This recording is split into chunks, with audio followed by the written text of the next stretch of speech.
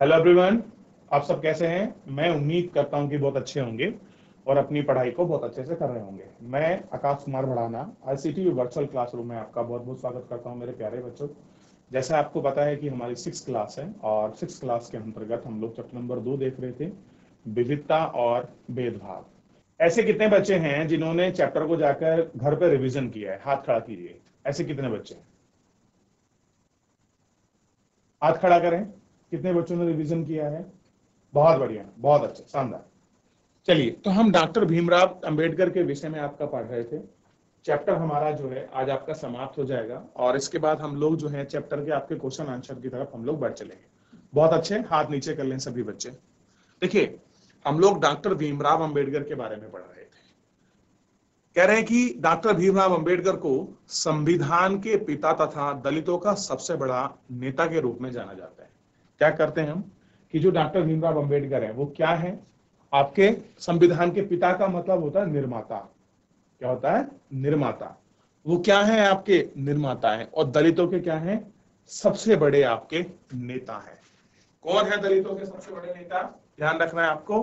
तो दलितों के सबसे बड़े जो आपके नेता हैं वो हैं डॉक्टर भीमराव अंबेडकर। ठीक, ये ध्यान रखना है। उनका महार जाति में जन्म हुआ था। देखिए, एक जाति होती है महार, ठीक है? क्या होती है? महार।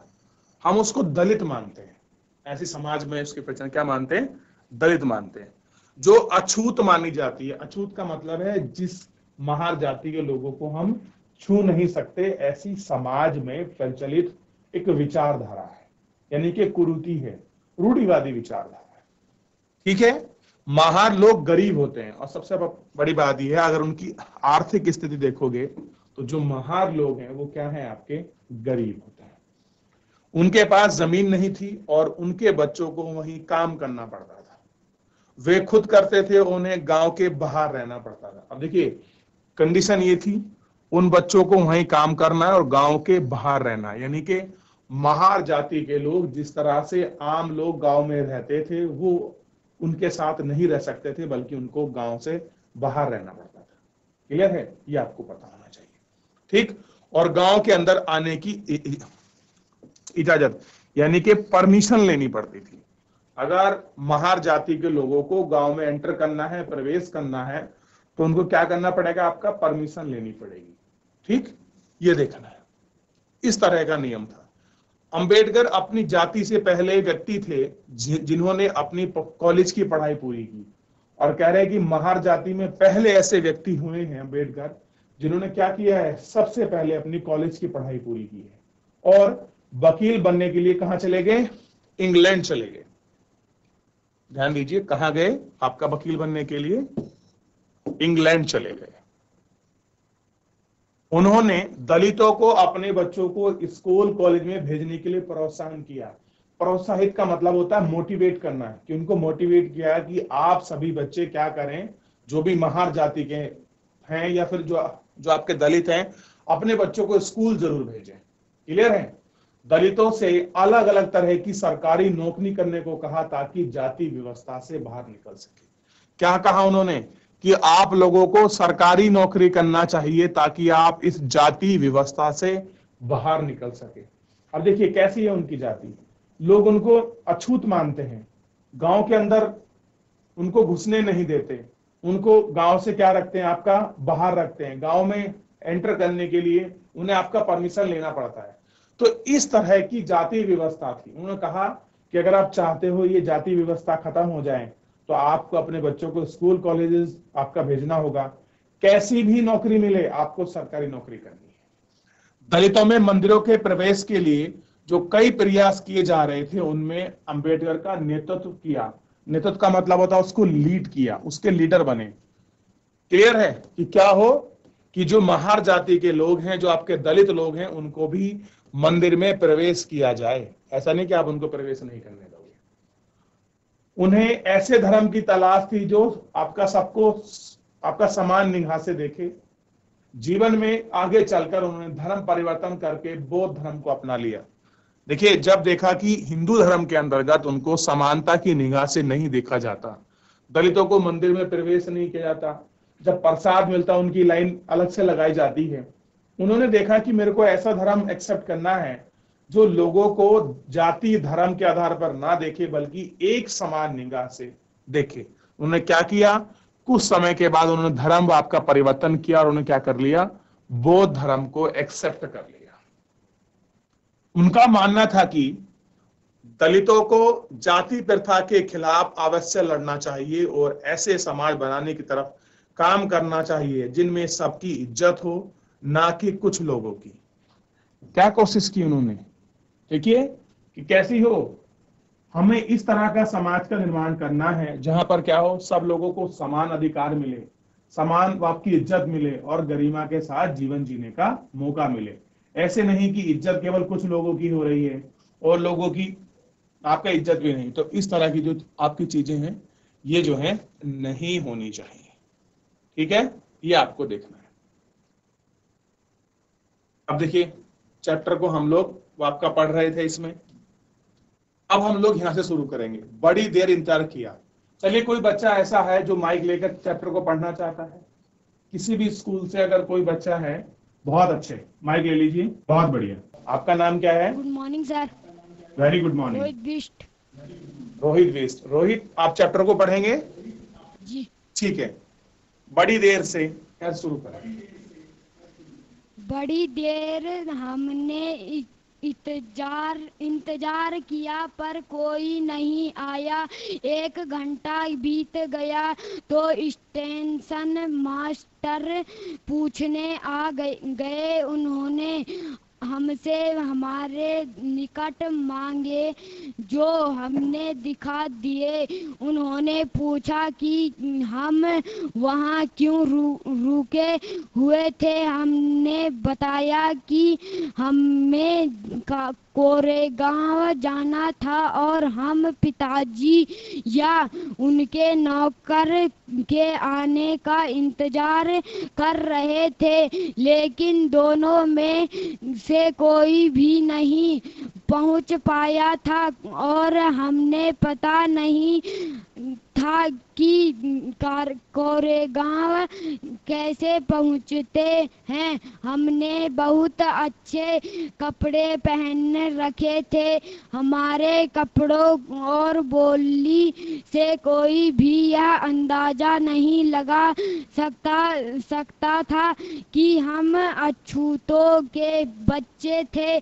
निश्चय ही स्टेशन मास्टर को यह लगा कि हम ब्रह्मांड बच्चे हैं और वे हमारी मुश्किल को देखकर बड़े परेशान हुए। जैसा कि हिंदुओं में होता ही है, स्टेशन मास्टर ने हमसे पूछा कि हम कौन हैं। बिना एक पल भी सोचे मेरे मुंह से निकल गया कि हम महार हैं। बब्बई प्राप्त में महार समुदाय को अछूत माना जाता था। उनको एकदम से धक्का लगा, वे भौचक्के रह गए।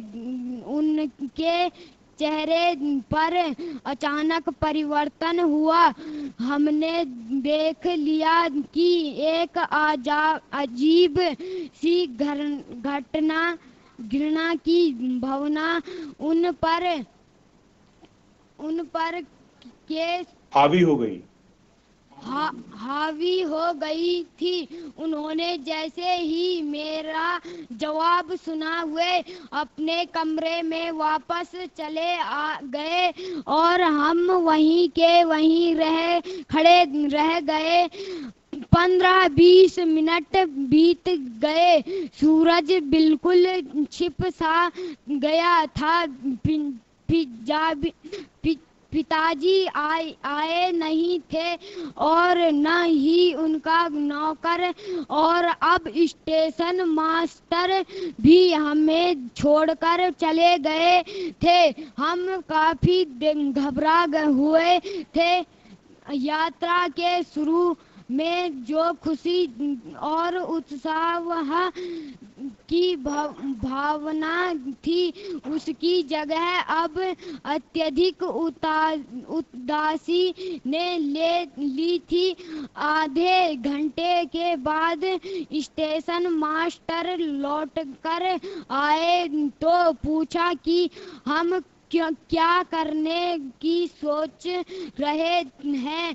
हमने कहा कि अगर हमें किराए पर एक बैलगाड़ी मिल जाती तो हम कोरेगांव जा सकते थे। अगर कोरेगांव ज्यादा दूर नहीं हो तो हम फौरन निकलना चाहते थे। वहाँ किराए पर कई बैलगाड़ियाँ चल रही थी, लेकिन मैंने स्टेशन मास्टर को जो जवाब दिया था कि हम महार है, उसका पता सबको चला गया था। कोई भी गाड़ीवान अछूत वर्ग की सवारी को ले जाकर अपने आप को गद्दा और नीचा नहीं बनाना चाहता था।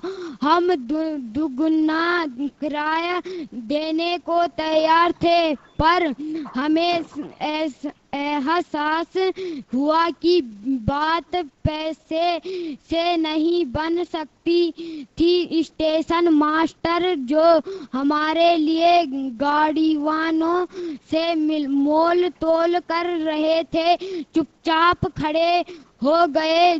समझ नहीं आ रहा था कि क्या करें। स्रोत WR अम्बेडकर राइटिंग। रुक जाओ बच्चे, रुक जाओ। अब देखिए, ये बच्चा जो है रोहित बिष्ट, बहुत देर से पढ़ रहा है, बहुत बढ़िया। अब आप माइक किसी और बच्चे को दे दीजिए। आपका बहुत बहुत धन्यवाद रोहित, आपने बहुत अच्छा पढ़ा। Good morning sir. Very good morning. आपका नाम क्या है? ताबिस्ट। अर्पिता। चलो अर्पिता, अब आपका नंबर है। अब आप यहाँ से शुरू करेंगे कि कल्पना करके देखिए। कल्पना करके देखिए कि यह कितना मुश्किल होगा अगर लोगों को एक जगह से दूसरी जगह जाने ना दिया जाए। यह कितना अपमानजनक हो और दुखदाई होगा अगर लोग आप माइक को मुंह के पास करिए बच्चे। आपसे दूर दूर रहे, आपको छूने से मना करे और आपको पानी ना पीने दे।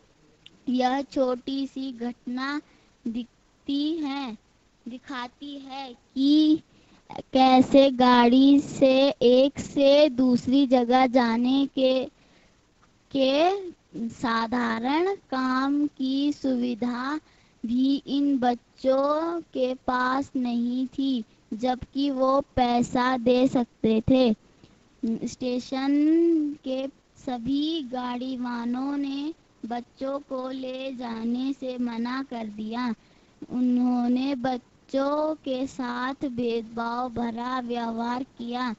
इस कहानी से यह बिल्कुल साफ है कि जाति पर आधारित भेदभाव ने केवल दलितों को कई गतिविधियों से वंचित रखता है, बल्कि वह उन्हें आधार और सामान भी नहीं मिलने देता जो दूसरों को मिलाता है।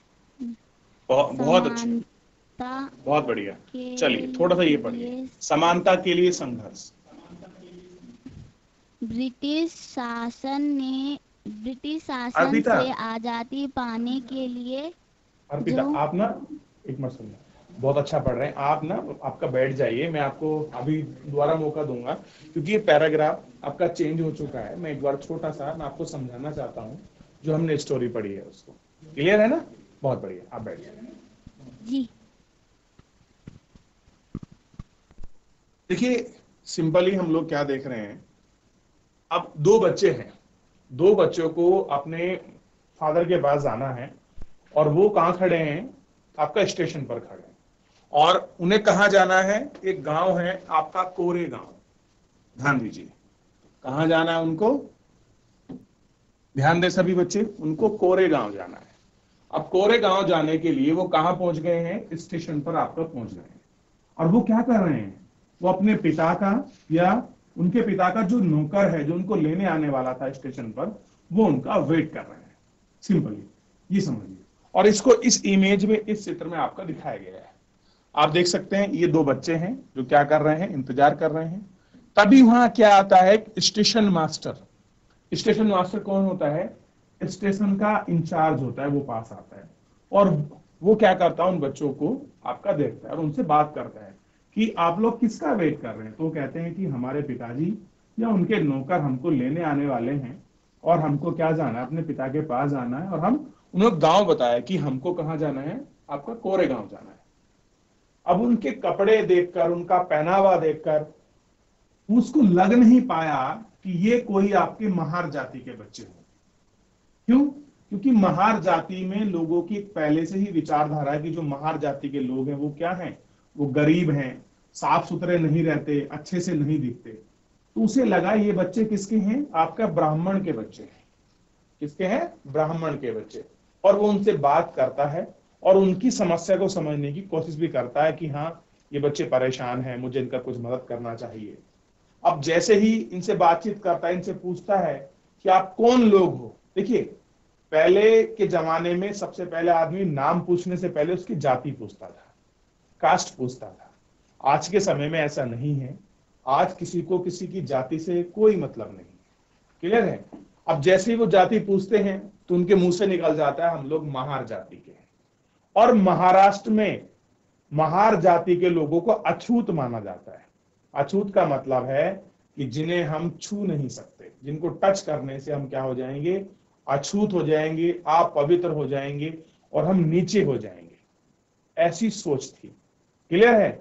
अब अछूत हो जाएंगे हम लोग, तो इसलिए जैसे ये पता लगा किसको, स्टेशन मास्टर को, कि मैं अछूतों से बात कर रहा हूं, महार जाति के लोगों से बात कर रहा हूं, लोग मेरे विषय में क्या कहेंगे। तो स्टेशन मास्टर को जैसे ही पता लगा तो उसके चेहरे पर एक अजीब सा परिवर्तन उनको देखने के लिए मिला। और ये परिवर्तन क्यों था, ये परिवर्तन केवल इसलिए था क्योंकि वो बच्चे महार जाति के थे। अब स्टेशन मास्टर सुनकर आपका चला जाता है। दोनों बच्चे सोचने लगते हैं कि आखिर में ऐसा क्यों हुआ। क्लियर है। अब वो सोच इसलिए रहे हैं क्योंकि ना उनके पिताजी आ रहे हैं, ना उनके नौकर आ रहा है, वो किसी को जानते भी नहीं है। वो गोरे गांव जाएं तो कैसे जाएं, उनके सामने समस्या खड़ी हो गई। अब दूसरी बात ये थी कि स्टेशन मास्टर थोड़ी देर बाद वहां पहुंचता है, आपका 15-20 मिनट के बाद। अब उनके सामने भी समस्या, क्योंकि दिन आपका ढलने वाला है, अगर वो जाएं तो कैसे जाएं, उनके सामने पूरी समस्या खड़ी हो गई है। अब स्टेशन मास्टर उनके पास आया, उनसे बात करता है और कहता है, वो खुद कहते हैं कि आप हमें कोई बैलगाड़ी किराए पर दिलवा दो जो आपका गोरे गांव ले जाए और हम गोरे गांव आपका पहुंच जाएं ताकि हम उसको 2 गुना किराया दें। अब लेकिन ये बात तो सब में आपका फैल चुकी थी कि 2 बच्चे हैं जिनको गोरे गांव जाना है, बैलगाड़ी किराए पर लेना चाहते हैं, लेकिन वो क्या है, महार जाति से थे। अब महार जाति के होने की वजह से कोई भी गाड़ी वाला उनको अपनी गाड़ी में बैठाना नहीं चाह रहा था, क्योंकि अगर उनको गाड़ी में बैठाएंगे तो क्या हो जाएंगे, वो आपके अछूत हो जाएंगे, आप पवित्र हो जाएंगे, नीची हो जाएंगे। इसलिए वो दोनों बच्चे वहां खड़े थे। अब बताइए उन बच्चों का क्या कसूर था जो उन्होंने एक जाति की वजह से भेदभाव को झेला और जहां वो पहुंचना चाह रहे थे वहां वो समय पर नहीं पहुंच पाए।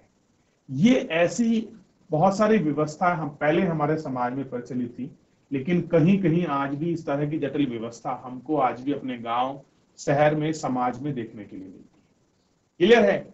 अब देखिए इसमें एक है ना, हम लोग अभी देखते हैं इसमें क्या मिलता है लास्ट में, जब हम लोग उसका निष्कर्ष निकालते हैं, हम लोग इसको पहुंचते हैं तो उसमें लिखा होता है कि देखिए इस कहानी से क्या होता है, बिल्कुल साफ होता है कि जाति के आधार पर भेदभाव न केवल दलितों की गतिविधियों को वंचित करता है, कह रहे कि इस तरह का जो भेदभाव हुआ है इसने क्या किया है, दलितों के साथ जो आपका भेदभाव किया है, इसने उनकी बहुत सारी एक्टिविटी को क्या कर दिया, आपका वंचित कर दिया। वंचित का मतलब है उनको रोक दिया है।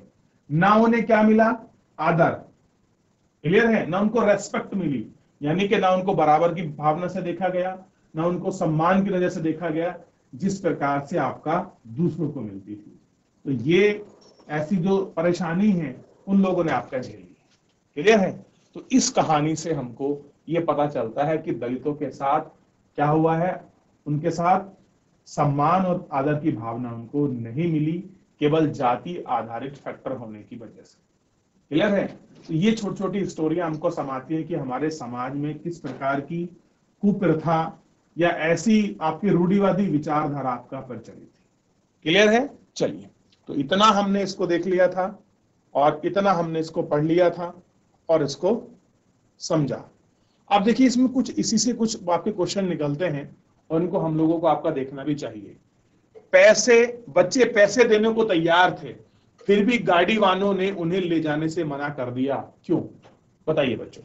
वो पैसे देने के लिए तैयार थे, वो किराया देने के लिए तैयार थे, लेकिन उनको गाड़ी वाले नहीं ले जा रहे थे।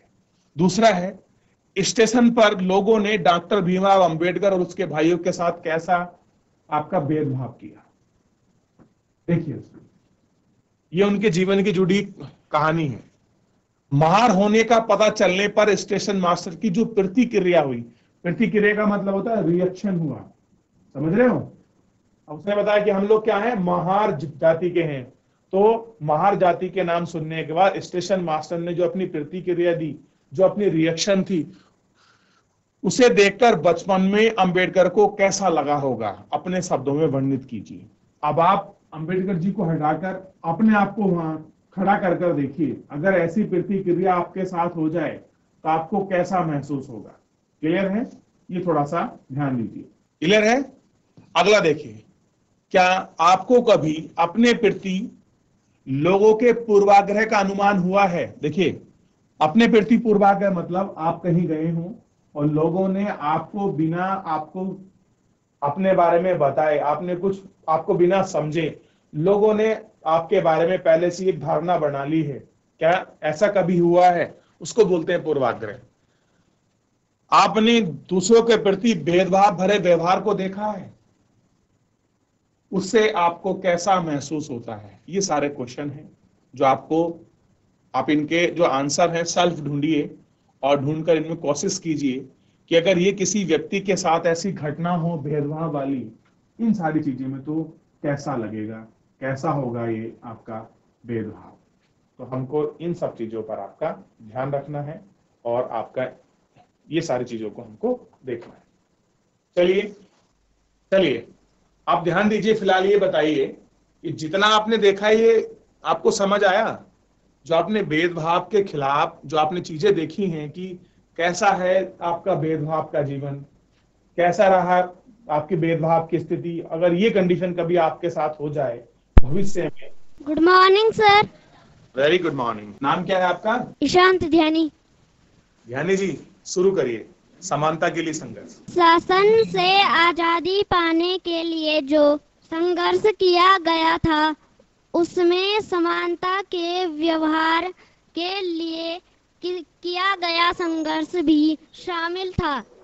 दलितों, औरतों, जनजातियों, लोगों और किसानों के अपने जीवन में जिस गैर बराबरी का अनुभव किया, उसके खिलाफ उन्होंने लड़ाई लड़ी। जैसा कि पहले भी बात हुई, बहुत सारे दलितों ने संगठित होकर मंदिर में प्रवेश पाने के लिए संघर्ष किया। महिलाओं ने मांग की कि जैसे पुरुषों के पास शिक्षा का अधिकार है,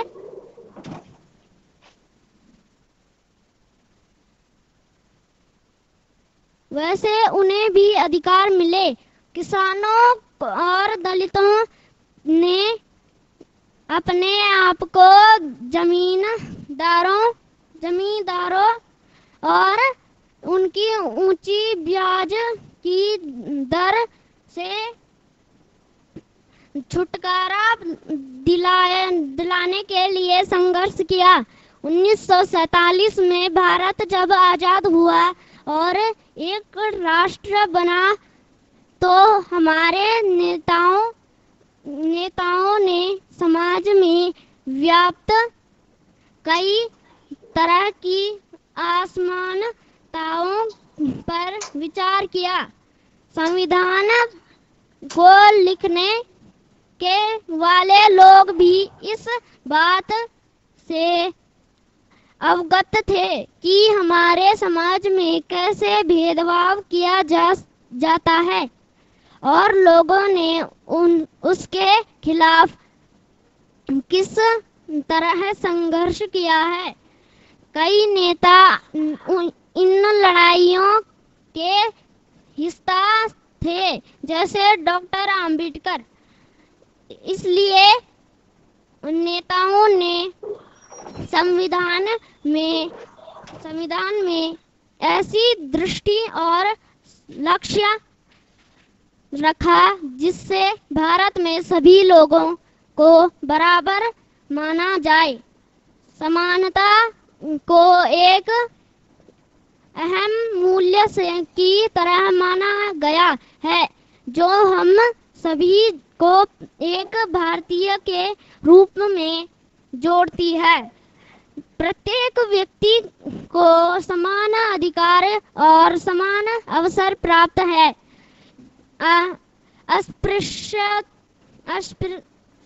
अस्पृश्यता यानी छुआछूत को अपराध की तरह देखा जाता है और दलित के रुक जाइए बहुत बढ़िया, मैं समझा दूं क्योंकि समय भी समाप्त होना है। बहुत अच्छे, आप बैठ जाइए।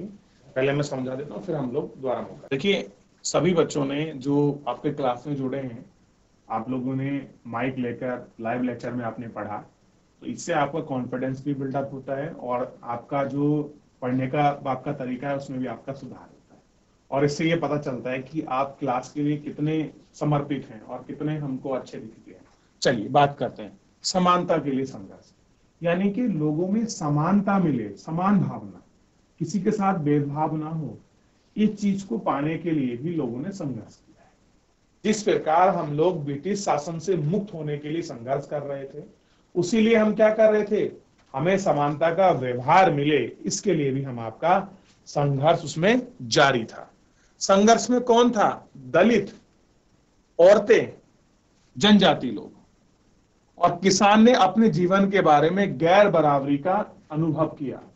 यानी कि यही ऐसे वर्ग थे जो क्या देख रहे थे कि इनके साथ समानता का अधिकार नहीं होता। कौन? दलित, औरतें, जनजातीय लोग और किसान ये चीज को देख रहे थे कि हमारे साथ समानता का जो आपका व्यवहार है वो नहीं होता है। जैसे महिलाएं क्या कह रही थी कि अगर पुरुष स्कूल जा सकते हैं तो महिला स्कूल क्यों नहीं जा सकती? जब पुरुष बाहर आपका नौकरी कर सकता है तो महिला क्यों नहीं कर सकती? क्लियर है? दलितों का भी क्या था कि हमको जिस तरह समान लोगों को हर जगह जाने की अनुमति है, हमें भी मिलनी चाहिए।